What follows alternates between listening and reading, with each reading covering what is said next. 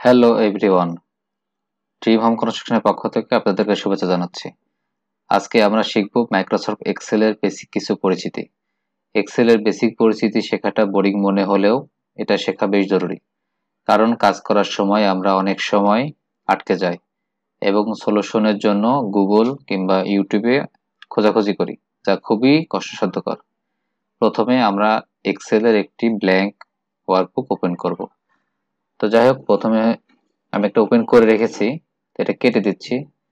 আপনারা আপনাদের এই যে টাস্ক বারে যদি স্কেলের আইকন পেতে পারেন, অথবা উইন্ডোজ বাটন, উইন্ডোজ মেনু চাপ দিলে আপনারা সার্চ করে পেয়ে যাবেন। তো আমরা প্রথমে ওপেন করে নিচ্ছি। তো এক্সেল সফটওয়্যারটা ওপেন হয়ে গেছে।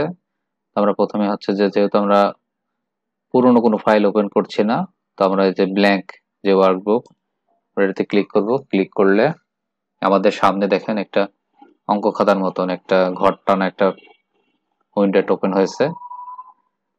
ঘর টানা যে শীট ওপেন হয়েছে এটাকে ওয়ার্কশিট বলে। এটার উপরে দেখেন অ্যাশ কালারের যে বারটা দেখা যাচ্ছে, এটাকে রিবন বলে। এই রিবন গুলোর মধ্যে অনেকগুলো ট্যাব আছে, home tab, insert, page layout. এই প্রত্যেকটা ট্যাবের আন্ডারে অনেকগুলো টুলস আছে। এই টুলস গুলো আবার গ্রুপে বিভক্ত: ফন্ট গ্রুপ, অ্যালাইনমেন্ট, নাম্বার।